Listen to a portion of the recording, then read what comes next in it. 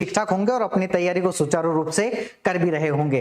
तो जैसा कि हमने अंतिम क्लासेस के अंतर्गत चर्चा की थी कि दरअसल हम राजस्थान में जो भी राजस्थान ज्योग्राफी का अपडेटेड जो भी क्लासेस है, जिसके अंतर्गत किसी भी राजस्थान की भर्ती परीक्षाओं के अंतर्गत, लेकिन मुख्य रूप से मैं अभी दो भर्तियों की चर्चा यहाँ पर मुख्य रूप से करना चाहूंगा, जिसमें एक है रीट और दूसरी आपके सीईटी प्लस पटवार वाला मसला है। इसके अंतर्गत जो भी राजस्थान ज्योग्राफी का जो नया और अपडेटेड जितनी भी डिस्ट्रिक्ट वाइज जो चीजें हैं उसको लेकर के हम एक क्लास पूरी की पूरी श्रृंखला क्या कर रहे हैं, चालू कर रहे हैं। ठीक है, तो आइए स्टार्ट करते हैं आज के इस विशेष सेशन के अंतर्गत। तो देखिए, हम देख रहे हैं राजस्थान का भूगोल, राजस्थान ज्योग्राफी के संदर्भ में, और अंतिम क्लासेस में हमने राजस्थान ज्योग्राफी के सिलेबस को लेकर के डिस्कशन किया था कि जो राजस्थान ज्योग्राफी है उसका क्या सिलेबस रहेगा। और उसमें सबसे पहला जो टॉपिक हमने जिसको डिसाइड किया था वो था राजस्थान का स्थिति विस्तार के संदर्भ में, यानी राजस्थान एक परिचय भी है और मुख्य रूप से हम इसे राजस्थान का स्थिति एवं विस्तार के तौर पर जानते हैं। Location and extension of Rajasthan. ठीक है, अब इसमें मुख्य रूप से दो चीजें हैं आपके पास में, एक चीज जिसे हम कहते हैं स्थिति है और दूसरा है हमारे पास में विस्तार है। तो एक शब्द हमारे पास में क्या आता है, स्थिति है, और दूसरा हमारे पास में है विस्तार है। दोनों चीजें थोड़ी सी क्या है, अलग अलग है। अगर मैं स्थिति के संदर्भ में बात करूं तो यहां पर मुख्य रूप से हमें दो प्रकार की स्थितियों की चर्चा करनी होती है। एक स्थिति है इसकी अक्षांशीय स्थिति है,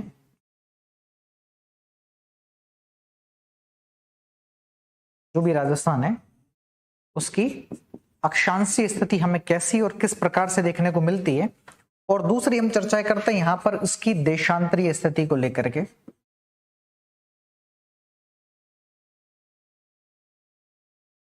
ठीक है, ये तो अक्षांश और केवल देशांतरों के अनुरूप बात करते हैं। वही विस्तार के अंतर्गत हम मुख्य रूप से तीन पक्षों पर चर्चा करते हैं। एक है इसका क्षेत्रफल है, मतलब राजस्थान का जो क्षेत्रफल है वो हमें कैसे और क्या देखने को मिलता है। दूसरा है इसका शेप एंड साइज का मतलब है आकार एवं आकृति है, आकार एवं आकृति है। और अगला पोर्शन है जिसे हम कहते हैं इसकी सीमाएं, बाउंड्रीज जितनी भी हैं। और इन सीमाओं के अंतर्गत मुख्य रूप से देखिए, सीमाएं वैसे तो हमारे पास में दो तरीके की होती है, तो मरीन बाउंड्री होगी या फिर हमारे पास में लैंड बाउंड्री होगी। मरीन बाउंड्री का मतलब है कि हमारे पास में जलीय सीमा होगी, लैंड बाउंड्री का मतलब है हमारे पास में स्थलीय सीमा होगी।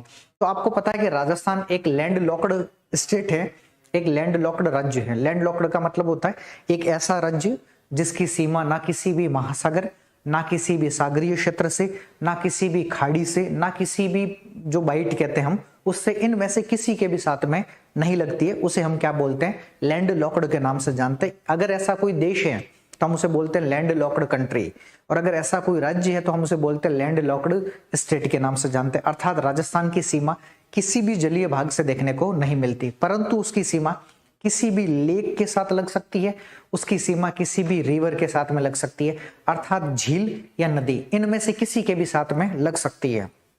तो आप भी जानते हैं कि राजस्थान की सीमा केवल और केवल स्थलीय लगती है, अर्थात राजस्थान एक लैंड लॉक्ड स्टेट है। ठीक है, अब यहां पर एक और प्रश्न है जो आपके लिए कमेंट बॉक्स में छोड़ के जा रहा हूं।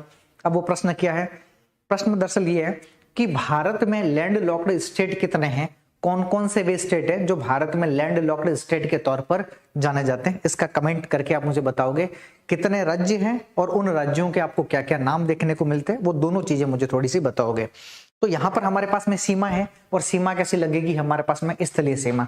अब यह स्थलीय सीमा भी दो प्रकार की है, एक जिसे हम कहते हैं अंतरराष्ट्रीय सीमा, इंटरनेशनल बाउंड्री है, अंतरराष्ट्रीय सीमा है, और दूसरा है इंटर स्टेट बाउंड्री है, मतलब अंतरराज्यीय सीमा है।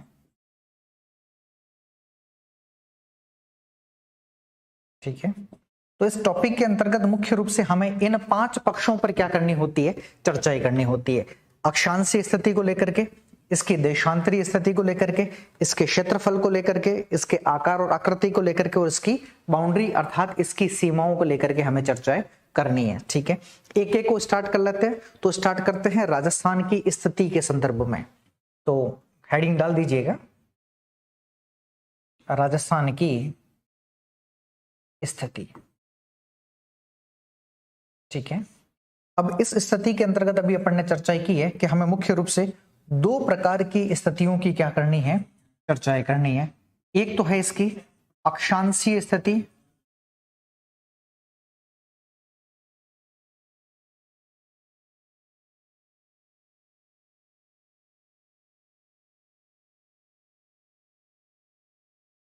अक्षांशीय स्थिति को लेकर के है, और दूसरा इसके देशांतरीय स्थिति को लेकर के है।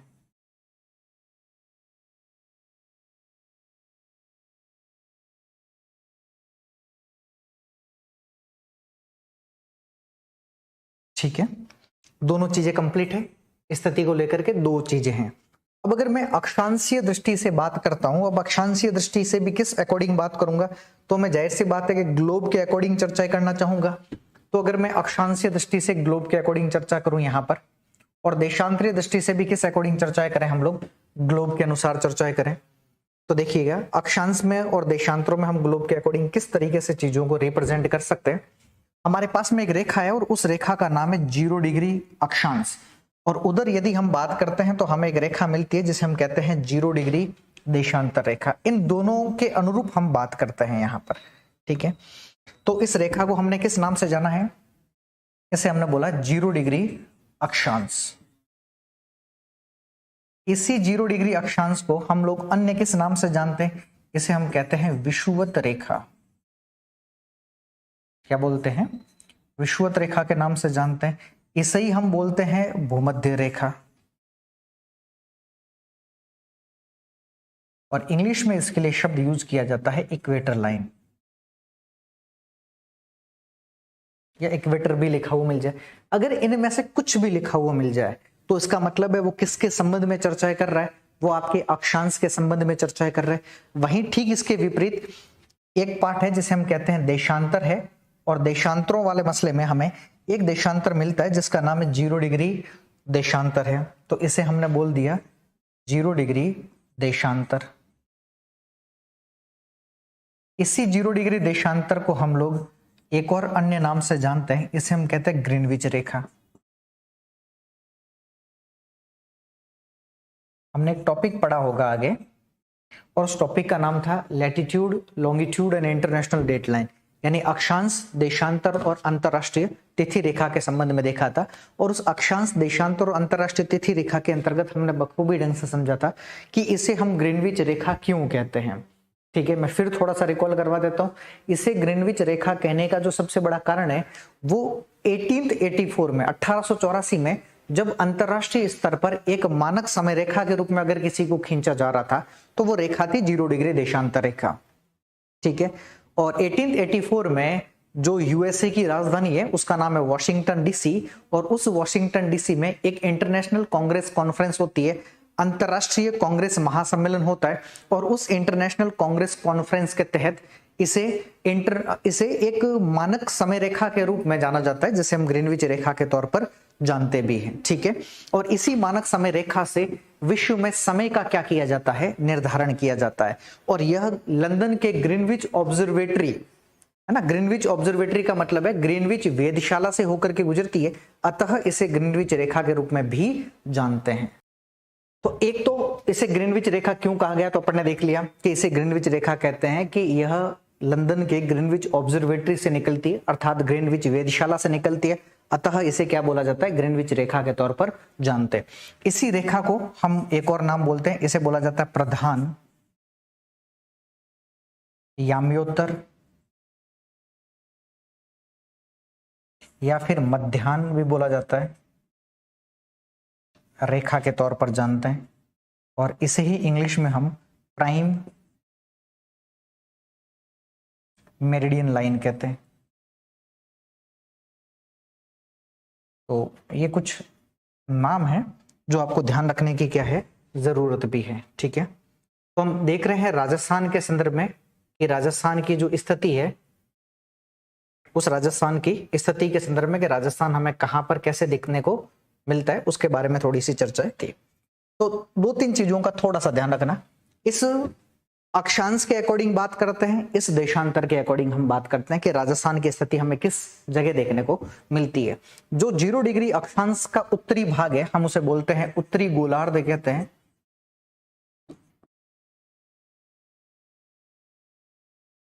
और जो दक्षिण वाला भाग है उसे हम दक्षिणी गोलार्ध कहते हैं। अब इस गोलार्ध शब्द का अर्थ क्या है? तो गोलार्ध का मतलब है गोले का जो आधा भाग होता है उसे हम क्या बोलते हैं? गोलार्ध कहते हैं। जो 0 डिग्री देशांतर है, इसका पूर्व वाला भाग आपके पास में पूर्वी गोलार्ध के तौर पर जाना जाता है, और जो पश्चिम वाला भाग है उसे हम पश्चिमी गोलार्ध के तौर पर जानते हैं।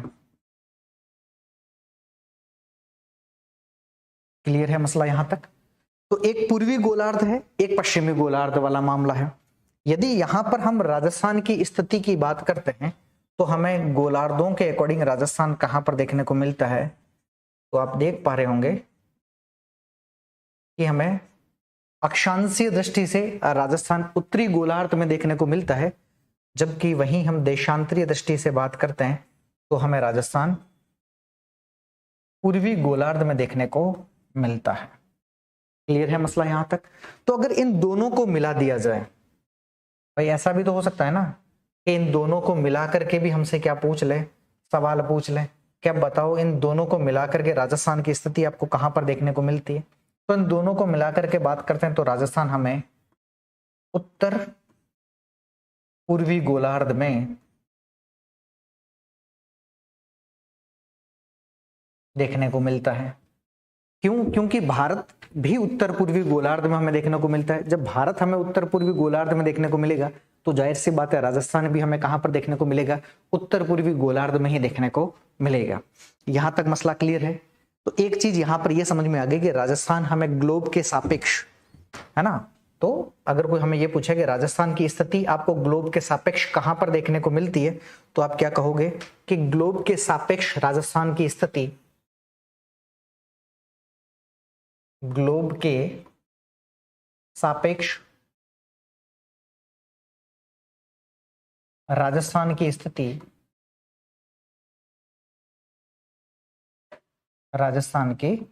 स्थिति आप कहां पर देखने को मिलती है? तो आप कहोगे ग्लोब के सापेक्ष राजस्थान की स्थिति आपको उत्तर पूर्वी गोलार्ध में देखने को मिलती भी है। क्लियर है मामला यहां तक? मुझे नहीं लगता कि यहां से आपको कोई भी दिक्कत आई होगी चीजों में। आगे देखते हैं। अब हम एक एक चीज की चर्चा कर लेते हैं और सबसे पहले हम चर्चा करते हैं अक्षांशीय स्थिति के अनुसार। तो पहली चर्चा है हमारे पास में राजस्थान की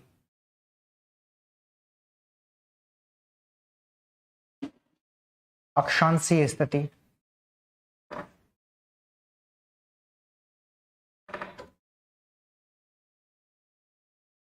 राजस्थान की अक्षांशीय स्थिति के संबंध में, ठीक है।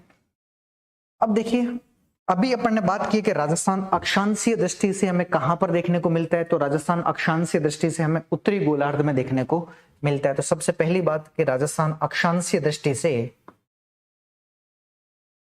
राजस्थान अक्षांशीय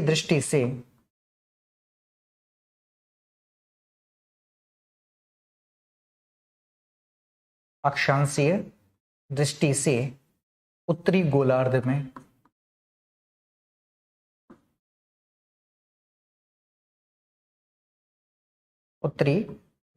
में स्थित है। क्लियर है मामला? अब बात आती है कि राजस्थान का अक्षांशीय जो विस्तार है ना, और अक्षांशीय स्थिति है वो कहां, कितने डिग्री, किस जगह, किस डिस्ट्रिक्ट के तौर पर हमें देखने को मिलती है। तो अब हम बात करते हैं राजस्थान की अक्षांशीय स्थिति की।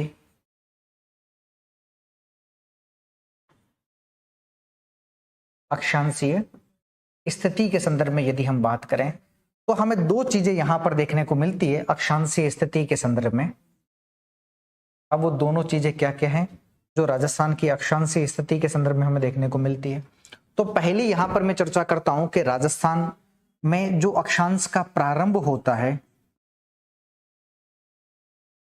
और राजस्थान में जो अक्षांश का समाप्त होता है या समापन होता है, तो राजस्थान में अक्षांश का जो प्रारंभ होता है वो होता है आपके 23 डिग्री 03 मिनट नॉर्थ से, और जो समाप्त होता है वो होता है आपके 30 डिग्री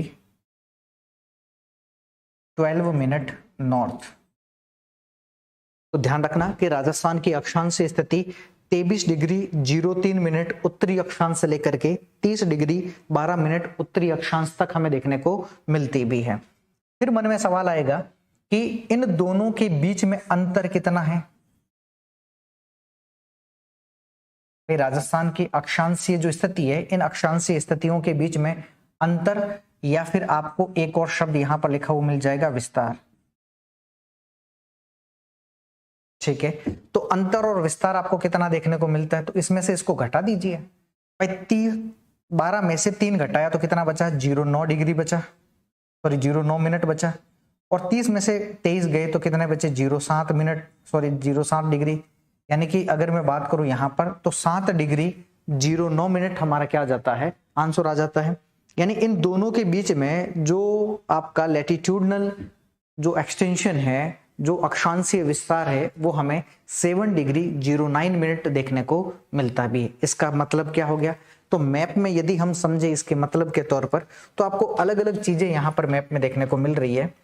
एक स्थिति आपको यहां पर देखने को मिल रही है, और यहां मैं लिखता हूं कि अक्षांश का क्या हो रहा है, प्रारंभ हो रहा है। और ये प्रारंभ कितने डिग्री से हो रहा है, तो अभी अपन बात कर चुके हैं 23 डिग्री 03 मिनट नॉर्थ से क्या हो रहा है, ये प्रारंभ हो रहा है। अगर वहीं पर मैं थोड़ी सी इसके समापन की स्थिति की बात करूं कि ये दरअसल समाप्त कहां पर हो रहा है, तो उत्तर की तरफ में क्या हो रहा है, समाप्त हो रहा है। और जहां पर समाप्त हो रहा है वहां की अक्षांशीय स्थिति कितनी है, आंसर होगा 30 डिग्री 12 मिनट नॉर्थ तक हमें इसको देखने को मिल जाता है। फिर मामला आता है कि जहां पर अक्षांश का जो प्रारंभ हो रहा है, वो अक्षांश का प्रारंभ हमें जहां जिस जगह से देखने को मिल रहा है, वो स्थान हमें कौन सा देखने को मिलता है, इसके संबंध में चीजें हैं। तो यहां पर हमें जो डिस्ट्रिक्ट देखने को मिल रहा है, वो डिस्ट्रिक्ट है आपके बांसवाड़ा जिला। जिला कौन सा है, बांसवाड़ा जिला है। अगर कोई हमें तहसील पूछे तो हम कहते हैं कुशलगढ़ तहसील है।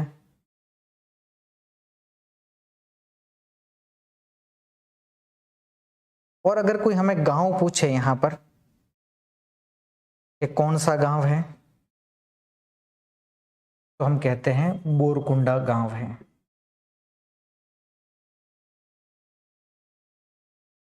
कौन सा गांव है, बोरकुंडा गांव हमें देखने को मिलता है। ठीक है, तो एक चीज आपको पता चल गई, क्या चीज पता चली, कि दरअसल जो राजस्थान की अक्षांशीय स्थिति है, वो अक्षांशीय स्थिति आपको कहां पर और कैसी देखने को मिलती है, उसमें दक्षिण वाले भाग में। अगर मैं समापन की बात करता हूं तो यहां पर जो जिला है वो है श्री गंगानगर जिला है। डिस्ट्रिक्ट कौन सा है, श्री गंगानगर जिला है। और इसमें जो हमें गांव देखने को मिलता है, उस गांव का नाम है कोणा गांव। गांव कौन सा है, कोणा गांव हमें देखने को मिलता भी है। ठीक है, और ये सवाल कई बार एग्जामिनेशंस में आपके पूछा भी गया है कि दरअसल कौन सा गांव है, कितने डिग्री अक्षांशों पर है, क्या चीजें आपको देखने को मिल रही है। ठीक है, क्लियर है मसला यहां तक। यानी कि यहां पर मैं दक्षिण में जिस गांव, जिस डिस्ट्रिक्ट की चर्चा कर रहा हूं, वो डिस्ट्रिक्ट कौन सा है, आपके बांसवाड़ा जिला है। और उत्तर में जिस डिस्ट्रिक्ट की चर्चा कर रहा हूं, जिस जिले की चर्चा कर रहा हूं, वो जिला कौन सा, आपका श्री गंगानगर जिला है। अगर कोई गांव पूछे तो कौन सा है, बोरकुंडा। और अगर उत्तर में कोई गांव पूछे तो कौन सा है, कोणा गांव है। क्लियर है मामला, मैप में समझ लिया। अब बात आती है कि यहां पर जो हम बात कर रहे हैं प्रारंभ और समापन के संदर्भ में, तो जहां पर प्रारंभ हो रहा है वो दरअसल डिस्ट्रिक्ट कौन सा है, तब आंसर होगा बांसवाड़ा जिला है। ठीक है, और यहां पर आपको जो गांव देखने को मिलता है वो है बोरकुंडा।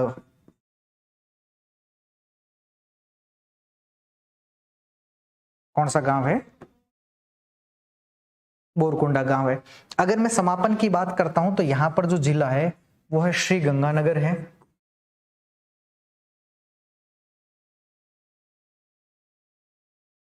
और जो गांव है उस गांव का नाम है कोणा गांव।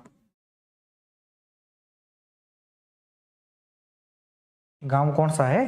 कोणा गांव आपको देखने को मिलता है। ठीक है, ये जो जहां प्रारंभ हो रहा है वो दरअसल भाग आपको कौन सा देखने को मिलता है? तो आप कहोगे कि ये राजस्थान का दक्षिणी भाग है। कई बार ऐसा भी सवाल पूछ लेगा आपको। और जहां पर समापन हो रहा है वो दरअसल आपका कौन सा भाग है? तब आप कहोगे उत्तरी भाग है राजस्थान का। तो कई बार ऐसा भी सवाल पूछता कि राजस्थान के उत्तरी भाग में स्थित सबसे महत्वपूर्ण जिला या उत्तरी भाग का सबसे जिला कौन सा है? तब आंसर क्या होगा? तो उत्तरी भाग में आपका कौन सा जिला है? तब आंसर होगा श्रीगंगानगर। और राजस्थान के दक्षिणी भाग में कौन सा जिला है? आंसर होगा आपका बांसवाड़ा जिला आपको देखने को मिलता है। राजस्थान का अक्षांश प्रारंभ कहां से होता है? तब आंसर होगा 23 डिग्री 03 मिनट नॉर्थ से प्रारंभ होता है। और राजस्थान का अक्षांश समाप्त कहां पर होता है? तब आंसर होगा 30 डिग्री 12 मिनट नॉर्थ पर राजस्थान का अक्षांश क्या हो जाता है? आपके समाप्त हो जाता है। राजस्थान के दोनों अक्षांशों के बीच का जो डिफरेंस है, दोनों अक्षांशों के मध्य का जो अंतर है वो आपको कितना देखने को मिलता है? तब आंसर होगा 7 डिग्री 09 मिनट का आपको क्या देखने को मिलता है? अंतर देखने को मिलता है। क्लियर है मामला यहां तक? अब एक और महत्वपूर्ण सवाल है यहां से। अब सवाल क्या है? राजस्थान के दक्षिणी भाग से होकर के हमें एक रेखा गुजरती हुई देखने को मिलती है और उस रेखा को हम लोग कहते हैं कर्क रेखा के तौर पर जानते हैं। तो यहां से एक रेखा गुजरती है और इस रेखा का क्या नाम है? आंसर होगा इसको हम कर्क रेखा के तौर पर जानते हैं। ठीक है, तो ये है आपकी कर्क रेखा और कितने डिग्री है? तब आंसर होगा 23.5 डिग्री नॉर्थ और इस रेखा को हम बोलते हैं कर्क रेखा। इंग्लिश में इसे बोला जाता है ट्रॉपिक ऑफ कैंसर। कई बार ये भी सवाल पूछता है, ये वो वाला कैंसर नहीं है जो आप समझ रहे हो, है ना, ये अलग वाला कैंसर है ना। मन में ये विचार मत लाना कि कौन सा कैंसर है। अब सवाल आता है ये कर्क रेखा राजस्थान के कितने जिलों से होकर के गुजरती है? तो ध्यान रखना ये जो कर्क रेखा है यह राजस्थान के 2 जिलों से होकर के गुजरती है। अब वो 2 जिले कौन कौन से हैं? तब आप लोग जानते हैं, कई बार तो पढ़ा भी होगा आपने। एक जिला है डूंगरपुर है और एक जिला है आपके बांसवाड़ा है। ठीक है, अब इन दोनों में भी अंतर क्या है? तो बांसवाड़ा के तो मध्य से होकर के गुजरती है जबकि डूंगरपुर की दक्षिणी सीमा को छूती हुई गुजरती है। इन दोनों में सबसे बड़ा अंतर क्या है कि बांसवाड़ा के तो मध्य से होकर के गुजर रही है जबकि डूंगरपुर की दक्षिणी सीमा से होकर के गुजरने वाली रेखा कौन सी है? कर्क रेखा है। अब ये जो कर्क रेखा है इसकी राजस्थान में जो कुल लंबाई है वो कितनी है? आंसर होगा 26 किलोमीटर हमें राजस्थान में कुल लंबाई देखने को मिलती है। यानी कि इसकी जो टोटल लेंथ है वो कितने किलोमीटर है? 26 किलोमीटर है। 26 किलोमीटर हमें कुल लेंथ इसकी देखने को मिल जाती है। यहां तक क्लियर है? अब यहां से एक और सवाल, अगर हम सूर्य की किरणों के अनुसार बात करें कि अगर हम इस चीज यहां पर अगर मान लो ये मैं बना दूं, आपके सन बना देता हूं। ठीक है, एक स्थिति है आपके किसकी है? सन की है। तो ये स्थिति आपके सन की देखने को मिल रही है, सूर्य की है। तो अगर बात करें कि राजस्थान में सूर्य की सीधी किरणें कहां पर आपको देखने को मिलती है तो आप क्या कहोगे कि राजस्थान में सूर्य की सीधी किरणें कहां पर होगी? तब आप क्या कहोगे कि सूर्य की सीधी किरणें वहां पर होगी जहां कर्क रेखा गुजरती होगी। तो यही तो 2 जिले हैं जहां राजस्थान में सूर्य की किरणें क्या होती है? सीधी पड़ती है। यानी इन दोनों जिलों में सूर्य की किरणें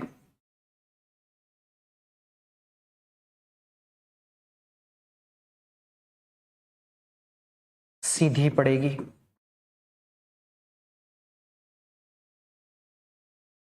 इन दोनों जिलों में सूर्य की जो किरणें हैं वो कैसी पड़ेगी, सीधी पड़ेगी। लेकिन जैसे ही आप यहां से उत्तर की तरफ में जाओगे वैसे वैसे सूर्य की किरणों का तिरछापन भी क्या होगा, बढ़ता जाएगा।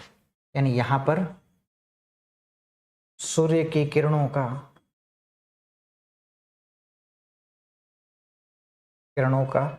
तिरछापन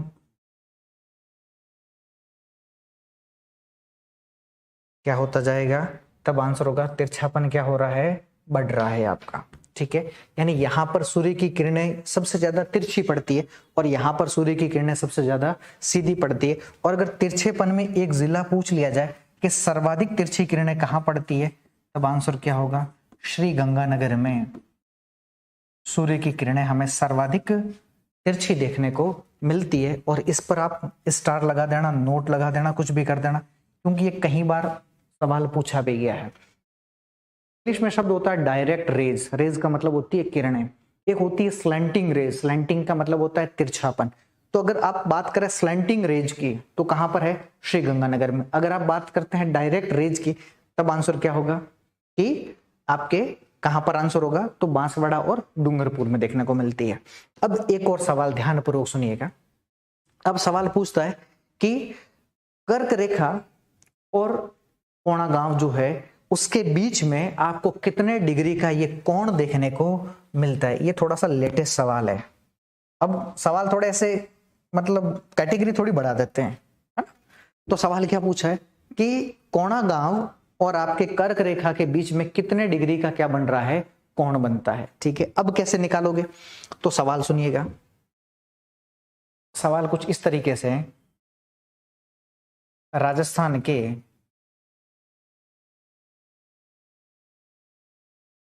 उत्तरी बिंदु तथा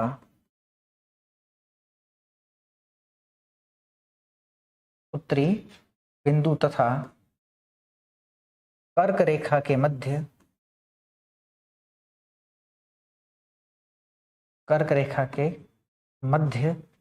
कितने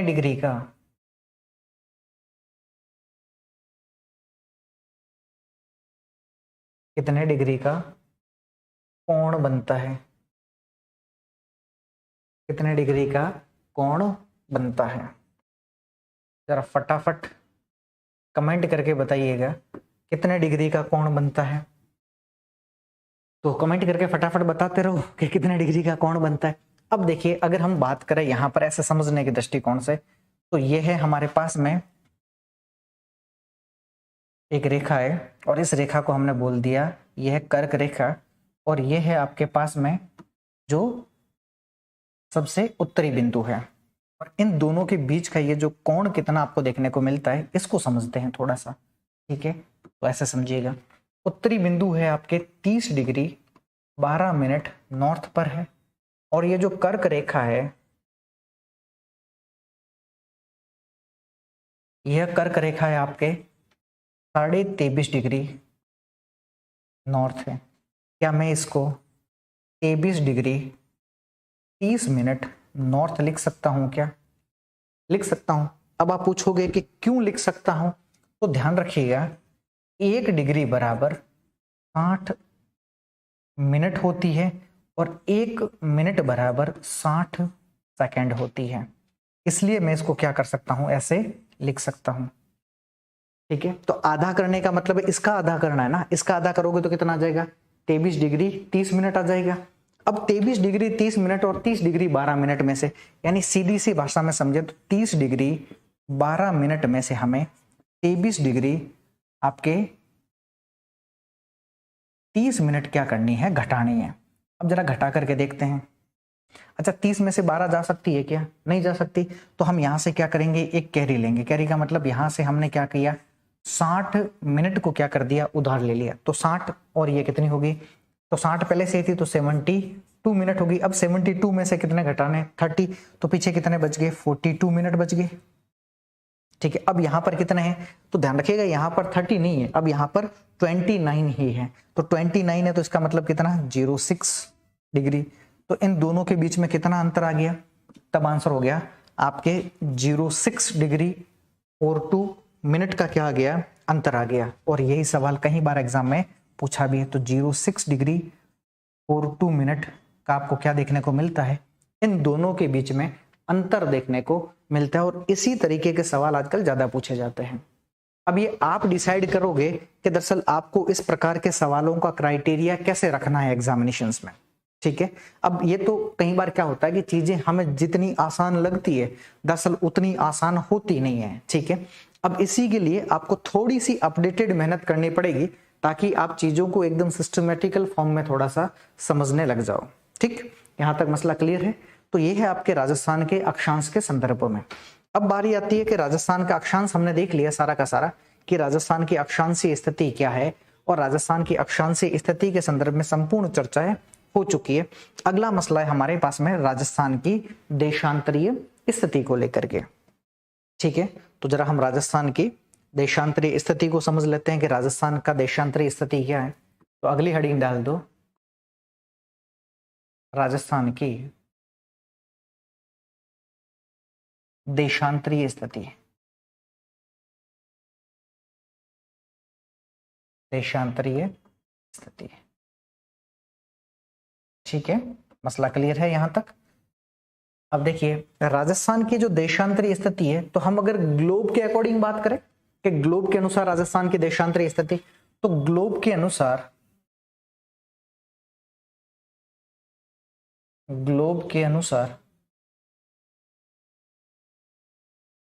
राजस्थान पूर्वी गोलार्ध में स्थित है।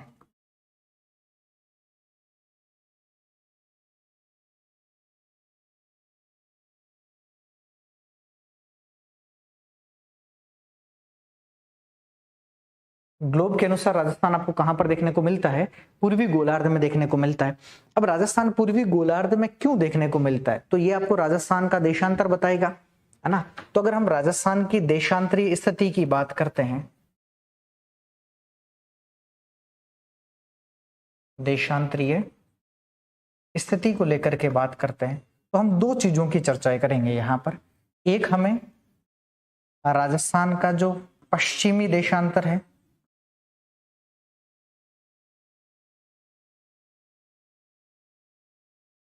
और एक हमें राजस्थान का पूर्वी देशांतर देखना होगा।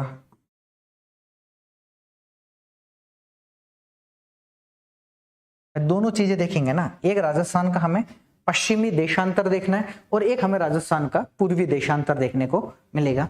तो जहां पर राजस्थान का जो पश्चिमी देशांतर है, जहां पर राजस्थान का जो वेस्टर्न जो लॉन्गिट्यूडनल पॉइंट्स है वो है आपके 69 डिग्री 30 मिनट ईस्टर्न लॉन्गिट्यूड देखने को मिलता है। इसका मतलब यह है 69 डिग्री 30 मिनट पूर्वी देशांतर देखने को मिलता है, और आपको जो ईस्टर्न लॉन्गिट्यूड देखने को मिलता है वो है 78 डिग्री, ठीक है। पर देखिए अब आपको कई बार चीजें है ना वो थोड़ी सी ऐसे मिलेगी कि आप पता नहीं क्या समझ रहे हो, लेकिन मेरा काम है थोड़ा सा इंटरलिंकिंग करना, एक दूसरे के साथ में कोरिलेशंस बिठा करके मैं बात करना चाहता हूँ।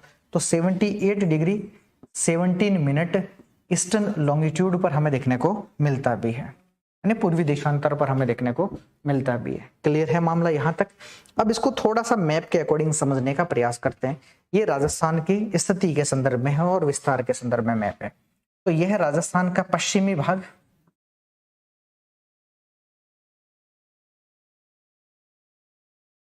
और ये वाला जो भाग है वो है राजस्थान का पूर्वी भाग है।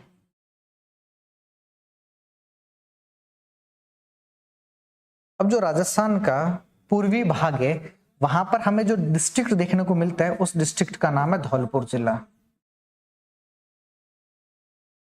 जिला कौन सा है, धौलपुर है। और यहां पर जो हमें गांव देखने को मिलता है वो है सिलाना गांव। अब कहीं बार सिलान भी लिखा हुआ मिले, कहीं बार सिलाना लिखा हुआ भी मिले, तब भी दिक्कत नहीं है, दोनों एक ही आपको देखने को मिलेगा, ठीक है। और राजस्थान का जो पश्चिमी भाग है वहां पर आपको जो जिला देखने को मिलता है वो है जैसलमेर जिला है, ठीक है। और आपको जो पार्ट देखने को मिलता है वो है कटरा गांव। अब ये कटरा गांव है ना, ये सम तहसील में है,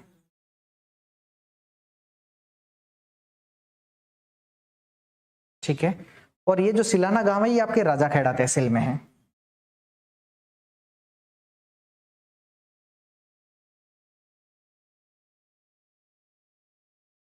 कई बार राजाखेड़ा तहसील लिख लेता है, ये थोड़ा सा ध्यान रखने की जरूरत है।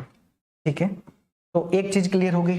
अब जो पश्चिमी भाग है उसकी जो देशांतरीय स्थिति है वो है आपके 69 डिग्री 30 मिनट ईस्ट है, और जो पूर्वी भाग है उसकी जो देशांतरीय स्थिति है वो है आपके 78 डिग्री 17 मिनट ईस्टर्न लॉन्गिट्यूड देखने को मिलता है।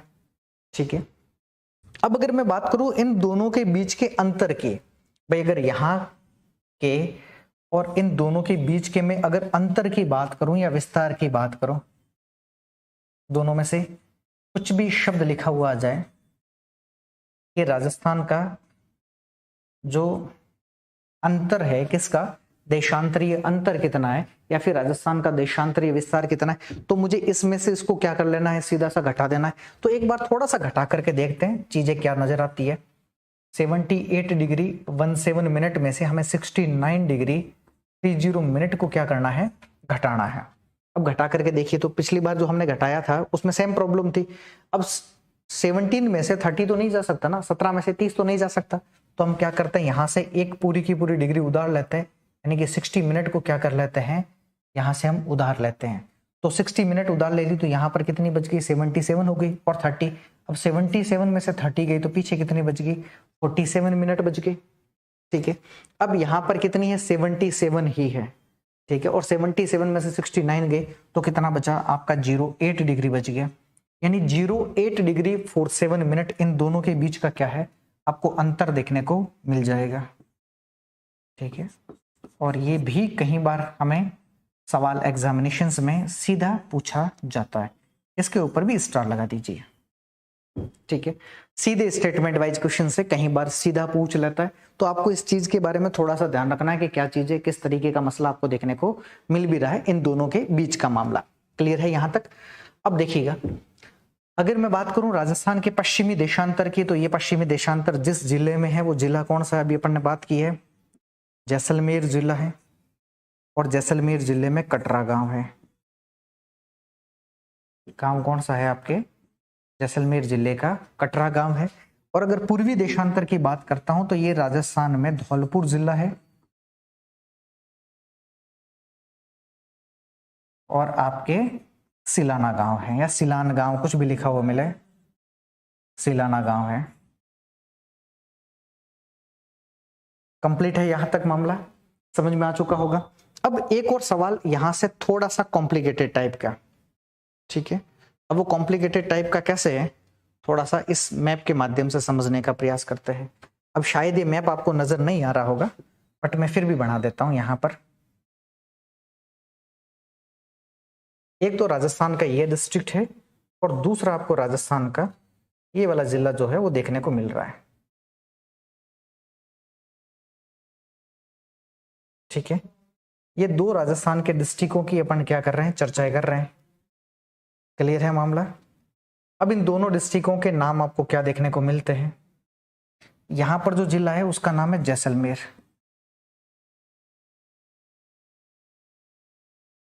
तो ये जिला कौन सा है, जैसलमेर है।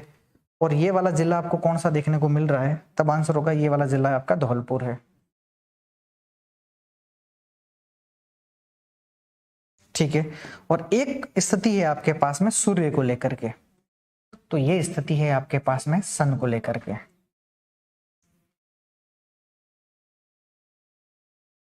अब हम कई बार सुनते हैं कि सूर्य कहां पर उदय होता है, तो हम कहते हैं सूर्य पूर्व में क्या होता है, उदय होता है। ईस्ट की साइड से हमें सूर्य क्या उदय देखने को मिलता भी है। अब जो सूर्य पूर्व की तरफ से हमें जो उदय देखने को मिलता है, तो सबसे पहली बार या सबसे प्रथम बार जो सूर्य की किरणें हैं वो हमें दरअसल कहां पर देखने को मिलेगी, तो सबसे पहले सूर्योदय कहां पर होगा, धौलपुर में।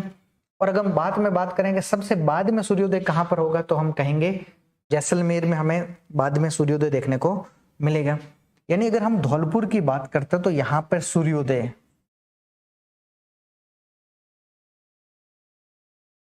व सूर्यास्त,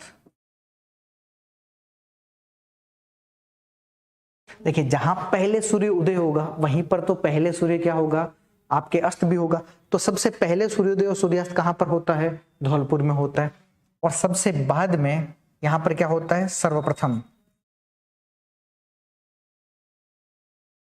या फिर पहले लिखा हुआ मिल जाएगा, दोनों में से कोई भी, ठीक है। और यहां पर क्या लिखा मिलेगा? सूर्योदय व सूर्यास्त।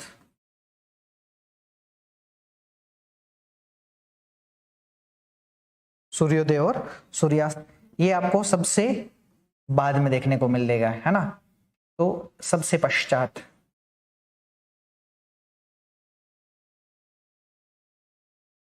या फिर बाद में, दोनों में से कुछ भी लिखा हुआ मिल जाए, दोनों एक ही है। मसला क्लियर है यहां तक? तो दोनों चीजें थोड़ी सी ध्यान रखने का प्रयास कीजिएगा। तो आज हमने चर्चा कर दी है कि राजस्थान में जो उत्तरी बिंदु है, राजस्थान का जो दक्षिणी बिंदु है, राजस्थान का जो पूर्वी बिंदु है, राजस्थान का जो पश्चिमी बिंदु है, इन तमाम बिंदुओं को लेकर के हमने क्या की है? चर्चाएं की है। अब आपके लिए आज की इस क्लास के लिए कमेंट बॉक्स में कमेंट छोड़ के जाता हूं, मतलब एक क्वेश्चन छोड़ के जाता हूं। प्रश्न यह है कि राजस्थान का मध्यवर्ती बिंदु कौन सा है, और राजस्थान का मध्यवर्ती बिंदु जो है वो आपको किस जिले में देखने को मिलता है। तो उम्मीद करता हूं ये वाला सेशंस आपको बहुत अच्छा लगा होगा, बहुत ही बेहतरीन लगा होगा। और इसी तरीके के नए सेशंस और नए आपके पास में मुद्दों को लेकर के जो हम चर्चाएं कर रहे हैं, तो इस चर्चा या इन मुद्दों को लेकर के बने रहने के लिए आज ही आपको संज्ञान इंस्टीट्यूट के